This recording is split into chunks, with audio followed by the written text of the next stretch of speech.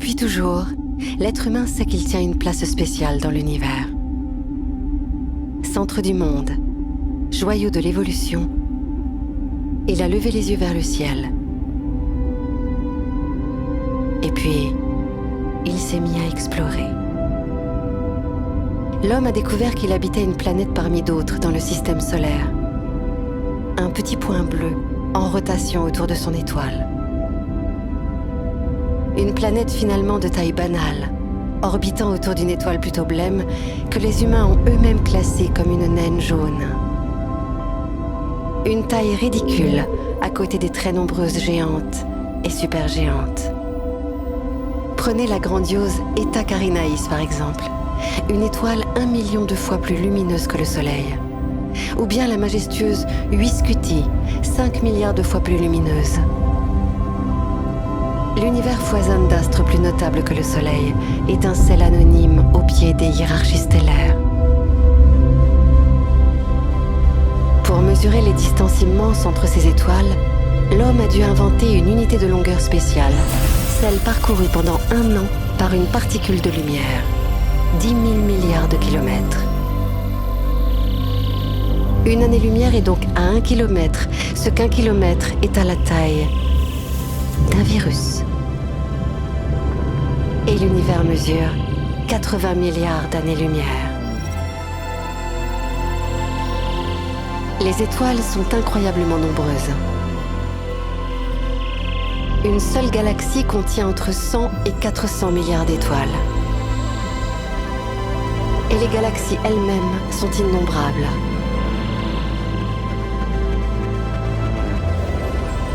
Ce que l'on voit actuellement, ce ne sont pas des étoiles, mais des milliers de galaxies.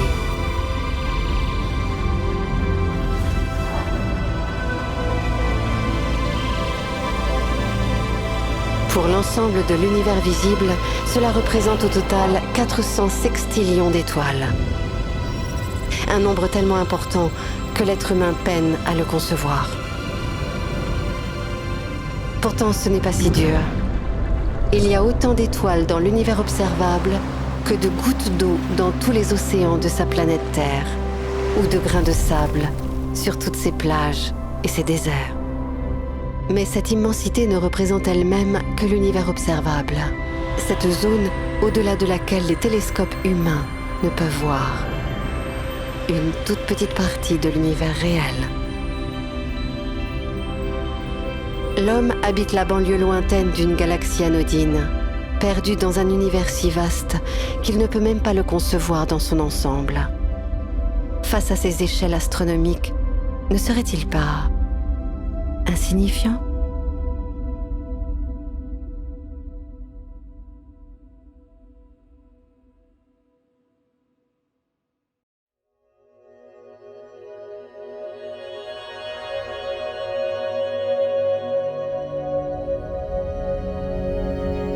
Les humains habitent une planète à leur image, spéciale, unique, parfaite. La seule planète qui abrite des êtres vivants, la Terre, est une oasis de vie au milieu du grand désert cosmique. Mais est-elle vraiment si exceptionnelle ? L'homme n'a en fait qu'une vision très floue de l'univers dans lequel il évolue. À son échelle, ce domaine est tellement vaste et vide qu'il l'a appelé, faute de mieux, espace. Loin d'être désert, cet espace regorge d'une multitude de planètes aussi diverses que variées. Puisqu'il y a en moyenne une planète par étoile dans l'univers, il y a probablement plus de 100 milliards de planètes rien que dans la Voie lactée. Et autant dans chacune des centaines de milliards d'autres galaxies. Avec une telle profusion de planètes, comment la vie n'aurait-elle pu évoluer qu'une unique fois ? Même avec des probabilités d'apparition ridiculement faibles, l'univers pullule probablement de vie. D'autant que cet univers se transforme continuellement. Chaque jour, 275 millions d'étoiles, donc de planètes, naissent. Autant arrivent en fin de vie et toutes sont en mouvement constant. L'homme ne peut même pas identifier sa propre position, qui n'est pas fixe. À commencer par l'orbite de la Terre, fonçant autour de son Soleil à une vitesse de 100 000 km/h et dont l'humain n'a même pas conscience. Pas plus qu'il ne perçoit que son système solaire entier se propulse dans sa galaxie plus rapidement encore.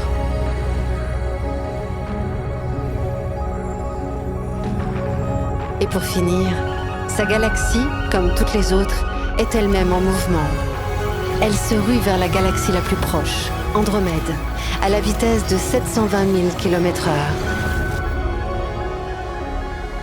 L'homme si supérieur semble bel et bien perdu dans un océan cosmique en perpétuel mouvement. Dans cet univers démesuré, affirmer qu'il n'y a pas de vie ne revient-il pas à plonger un verre dans l'océan et conclure qu'il n'abrite pas de poissons? Au final, les humains n'ont pas la moindre idée de leur place dans l'univers. Sont-ils seuls ou simplement insignifiants?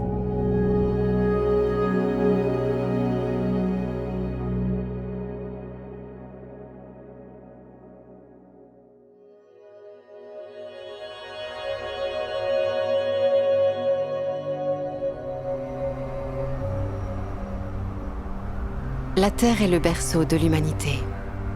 L'homme y règne en maître absolu, sans que rien ne semble en mesure de l'arrêter. Pourtant, la planète Terre n'a pas attendu l'homme pour commencer son histoire. Depuis que la vie y est apparue, la Terre a hébergé d'innombrables espèces qui s'y sont succédées pendant plus ou moins longtemps. Mais 99,9% des espèces qui ont vécu sur Terre ont aujourd'hui disparu. Certaines ont évolué progressivement en d'autres espèces. D'autres se sont éteintes brutalement. En moyenne, leur passage sur Terre ne dure que quelques millions d'années. Si l'histoire de la Terre s'écrivait dans un livre de 1000 pages, la vie y apparaîtrait vers la page 185. Cette vie ne serait représentée que par des cellules simples pendant plus de 700 pages. Jusqu'à l'explosion d'espèces multicellulaires des pages 870 à 880. La sortie des eaux ne se raconterait qu'à la page 916. Au cours de cette constante transformation, la planète a également subi 5 crises majeures, dont une il y a 250 millions d'années, au cours de laquelle la vie sur Terre a failli disparaître. Cette extinction de masse a entraîné la disparition de 70% des espèces terrestres et 96% des espèces marines. La planète a mis près de 10 millions d'années à s'en remettre et à reprendre l'inexorable danse de l'évolution, avec ses disparitions et ses nouveaux arrivants, comme cette fois-là les dinosaures, à la page 960 de l'histoire de la Terre.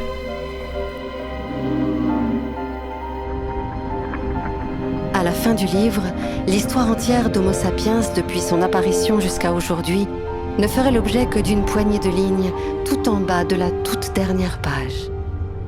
Sa présence sur Terre ne représente donc que 0,004% de sa très longue histoire. L'homme n'existe pas depuis bien longtemps, mais il n'est pas pour autant plus évolué. Toutes les espèces sont au sommet de l'évolution, et toutes sont parfaitement adaptées à leur environnement naturel.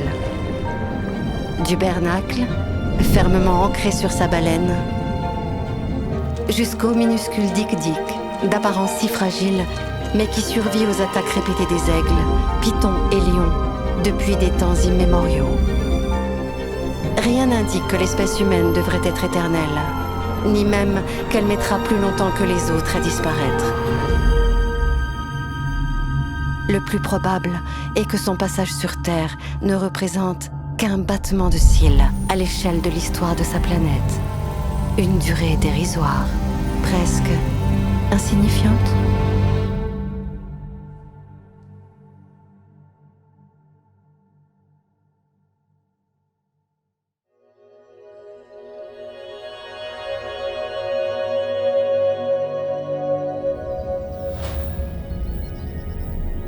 L'homme est une espèce exceptionnelle, unique, au sommet de l'évolution.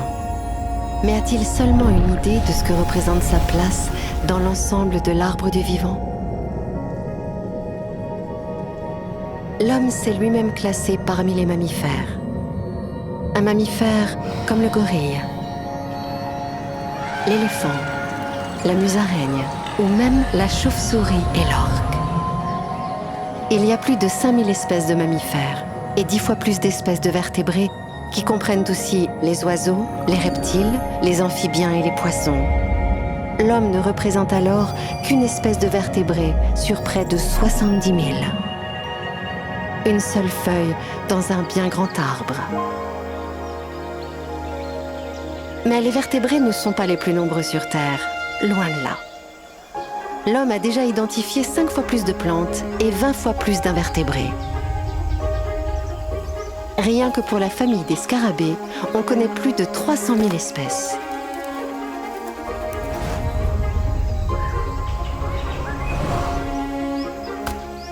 On estime qu'il y aurait sur Terre entre 7 et 100 millions d'espèces différentes.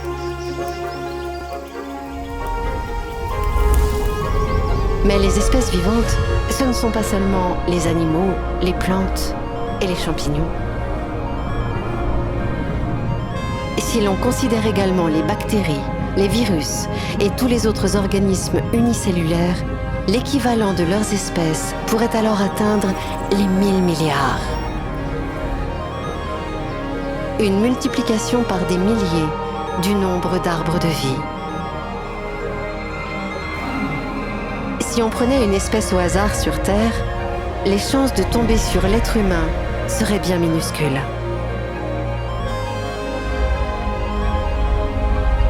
Depuis ses origines unicellulaires, la vie s'est diversifiée en un nombre incroyable de branches, de genres et d'espèces, dont l'homme commence seulement à entrevoir la diversité inouïe et qu'il ne pourra probablement jamais répertorier totalement. Et dans cette immense forêt se trouve une feuille qui se pense centrale, alors qu'en toute objectivité, elle est pour le moins insignifiante.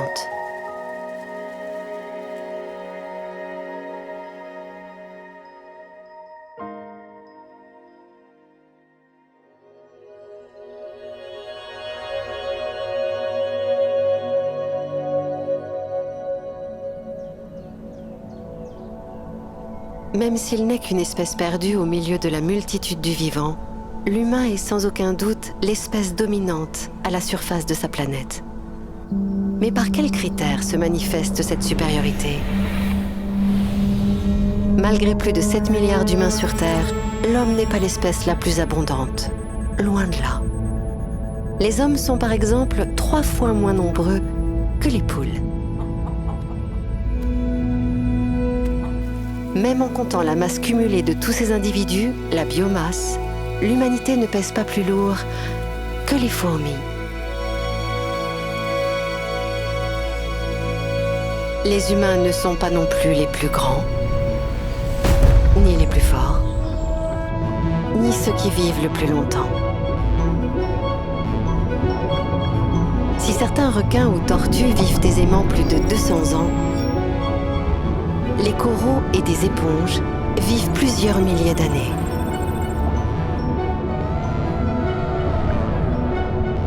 Certaines espèces de méduses sont même capables de rajeunir pour relancer sans cesse le cycle de la vie. Sans accident ou prédateur, elles pourraient être immortelles. Et si on les compare aux autres espèces, les humains sont d'une fragilité déconcertante. Les étoiles de mer, par exemple, peuvent faire repousser tout leur corps à partir d'un bras. Le Moloch hérissé peut tenir des années sans boire autre chose que les rares gouttes qu'il récolte sur sa peau.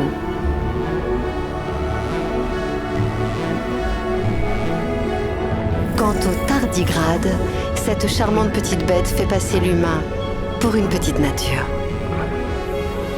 Il résiste sans problème et pendant des années au milieu intensément toxique et excessivement salé, aux températures de plus de 150 degrés ou de moins 270 degrés, à la suppression totale de nourriture, d'eau et d'oxygène, à des pressions de plus de 1000 fois la nôtre, au rayonnement X et même au vide de l'espace. Les humains ne supportent qu'une petite gamme de températures. Leur peau est très fine, leurs organes faillibles et leur physiologie chétive. On pourrait même se demander comment cette espèce a survécu jusqu'ici. Au regard de son extrême fragilité, la supposée domination des êtres humains ne semble-t-elle pas insignifiante ?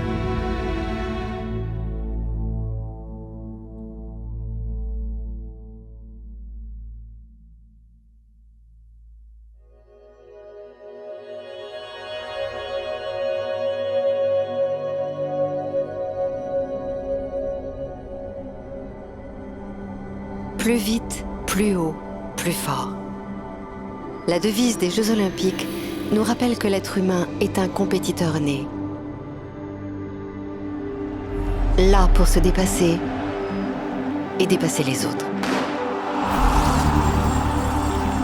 Sauf qu'en réalité, il ne dépasse pas grand monde. Et il n'y a pas que le guépard qui batte aisément les plus grands champions de sprint.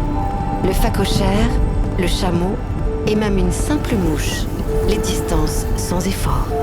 Au saut en hauteur alors, le puma bat tous les records de saut en hauteur, jusqu'à plus de 6 mètres dans les airs, sans élan et sans perche.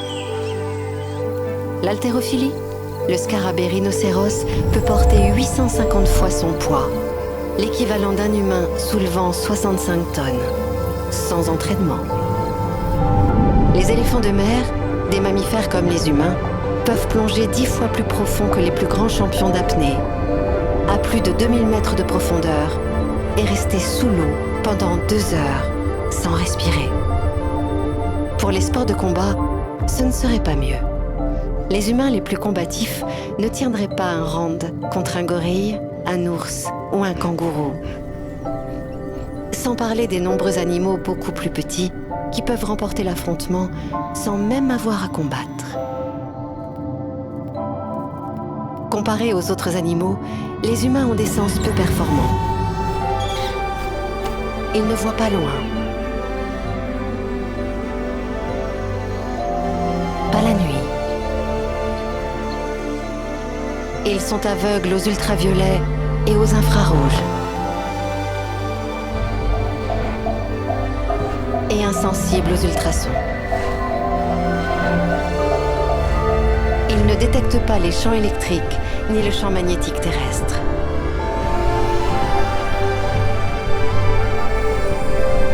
Au final, si l'on compare ses capacités physiques à celles des autres habitants de sa planète, il n'existe pas beaucoup de catégories dans lesquelles l'humain pourrait espérer un podium aux Jeux Olympiques du vivant.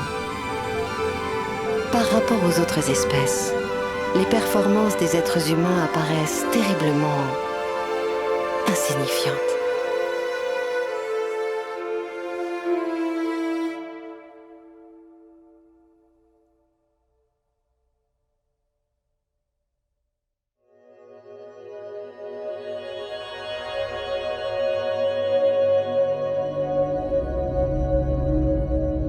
L'homme n'est peut-être pas le plus grand, ni le plus fort sur Terre, mais c'est le seul à avoir développé l'intelligence. Un cerveau exceptionnel qui lui permet d'anticiper, de comprendre, d'inventer. Un cerveau qui lui confère une supériorité indiscutable. Mais qu'est-ce qui définit vraiment l'intelligence? Est-ce la capacité à résoudre des problèmes complexes? À ce jeu-là, les corbeaux se débrouillent plutôt bien.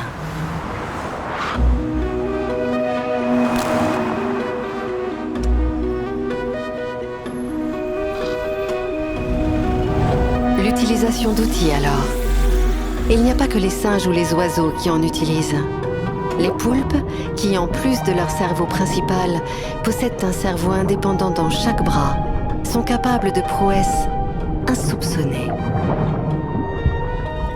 Le langage, voilà une spécificité bien humaine. En fait, non. La majorité des animaux communiquent de manière complexe. Les abeilles peuvent expliquer précisément où trouver quel type de fleurs, en dansant. Les grands singes comprennent la langue des signes et peuvent même la transmettre à d'autres. Ils ont aussi des capacités de calcul mental comparables aux jeunes enfants. Même les plantes communiquent entre elles. Les acacias peuvent prévenir chimiquement leurs voisins lorsqu'ils se font manger. Un avertissement leur permettant de sécréter à temps des toxines dans leurs feuilles. Que reste-t-il aux humains qui leur soit propre? La conscience de soi? La mémoire à long terme? L'empathie? Le jeu et l'humour? Ces critères d'intelligence ont tous été observés à maintes reprises chez de nombreuses espèces, des plus évidentes aux plus inattendues. Même la créativité de l'être humain doit être relativisée.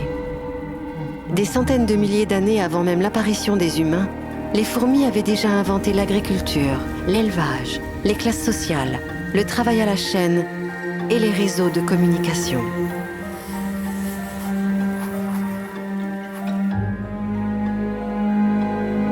Si l'on y regarde de plus près, nombre des inventions humaines ne sont en fait que de pâles copies du monde vivant qui l'entoure.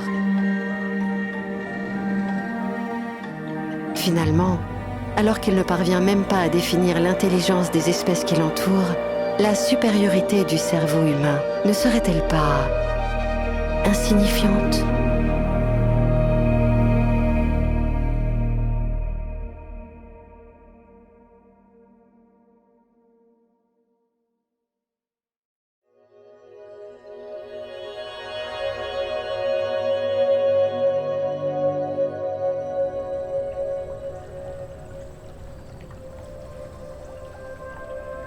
À mesure qu'il dompte la technologie, l'humain gagne en indépendance et s'affranchit de l'emprise de la nature.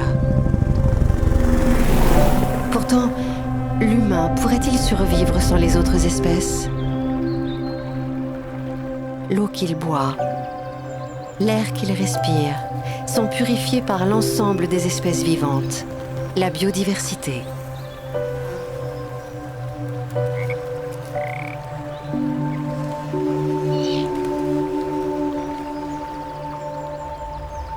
Cette biodiversité lui fournit aussi l'intégralité de ce qu'il mange, mais aussi de nombreux matériaux qui constituent son monde, ou les principes actifs de la majorité de ses médicaments.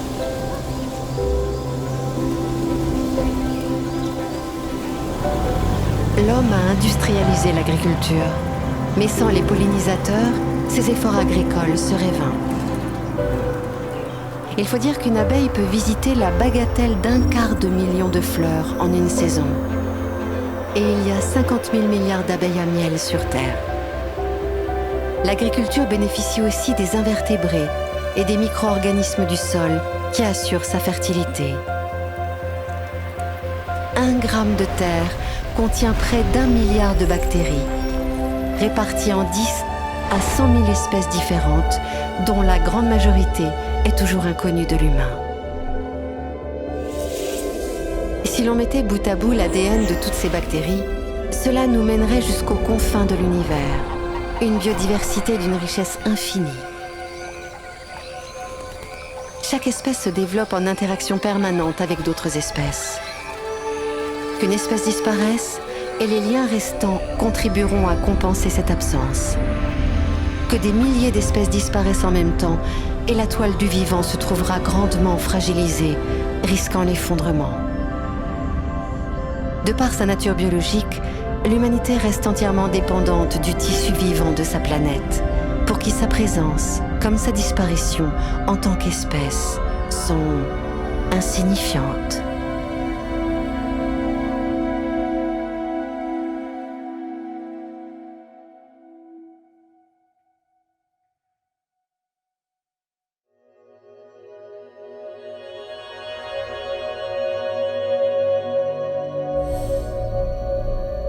Si l'homme ne se distingue ni par sa domination, ni par ses performances, ni par son intelligence, il lui reste néanmoins une certitude indiscutable. celle de sa propre identité, inaltérable et incompromise. Mais au risque de le vexer, l'homme représente plutôt une collection d'espèces cohabitant dans la plus parfaite des collaborations. L'humain fonctionne grâce à des dizaines de milliers d'êtres microscopiques, sur et dans son corps, et sans lesquels il ne peut tout simplement pas vivre. Même propre, toute la surface de sa peau est couverte d'un tapis d'animaux microscopiques, de champignons et de bactéries, qui agissent comme un bouclier protecteur contre les infections. Et son odeur corporelle, si individuelle, si personnelle, n'est autre que celle de son mélange bactérien particulier, dans une sueur autrement inodore. Au plus profond de son être, le mélange de bactéries intestinales est lui aussi propre à chaque personne. Mais elles ne font pas que permettre sa digestion. Elles influencent également sa santé plus globalement, comme un second cerveau. Elles façonnent aussi ses comportements, ses humeurs, et jusqu'à ses goûts et sa personnalité. Les micro-organismes du système digestif sont extrêmement nombreux. 100 000 milliards, soit 10 fois le nombre de cellules d'un corps humain. Même ses propres cellules ne sont pas aussi purement humaines qu'il ne le pense. Au fil de l'évolution, des bactéries ont été intégrées, domestiquées et naturalisées pour finalement ne plus quitter l'intimité des cellules humaines et devenir essentielles à leur fonctionnement. Et même à l'échelle la plus intime, celle de ses propres chromosomes, l'intégrité de cette humanité est remise en question. Depuis la nuit des temps, l'homme a régulièrement incorporé dans son génome des centaines de gènes étrangers. Au total, il s'agit de plus de 100 000 fragments de virus, soit 10% de l'ensemble du génome humain. Finalement, l'humanité dans son intégrité même n'est rien d'autre que le fruit d'une immémoriale collaboration interespèces. Dès lors, toutes les prétentions de l'homme par rapport aux autres espèces apparaissent aussi inappropriées qu'insignifiantes.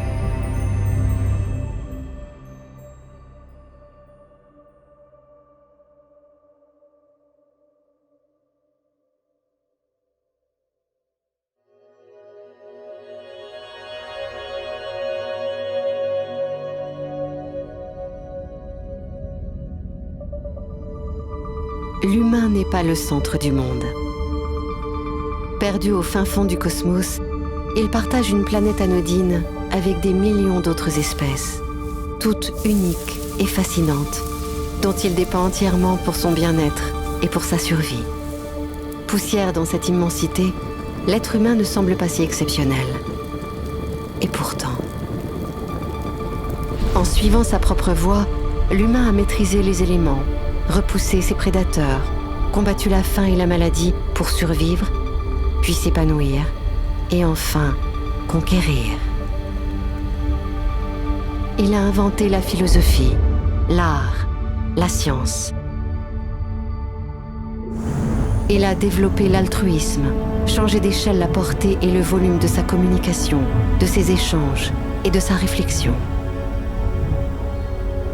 Il s'est imposé des valeurs, une morale, une éthique.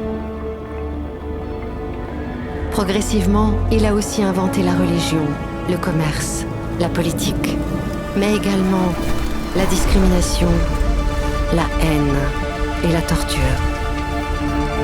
Il a développé le consumérisme, la destruction des terres et des mers, l'exploitation des autres espèces en même temps que de la sienne. L'homme a réussi la prouesse de souiller les plus hauts sommets du monde et les plus profonds océans, l'intérieur des espèces et l'extérieur de sa planète. Chaque minute, il donne naissance à 250 bébés et produit 4000 tonnes de déchets. Tous les jours, il produit 240 000 voitures et annihile 400 espèces vivantes.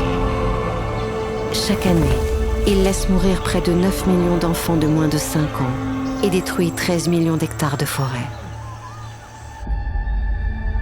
L'homme semble privilégier la croyance au savoir, l'avoir à l'être, et l'image du bonheur au bonheur lui-même. Il se pense maître de tout, mais ne se maîtrise pas. Il est la seule espèce à avoir développé la capacité de détruire son propre environnement sans avoir développé la sagesse de ne pas le faire. L'humain, si précoce, est encore immature, capable du meilleur comme du pire. Parviendra-t-il à l'âge de raison avant d'avoir brûlé sa propre maison? Cette question est tout, sauf insignifiante.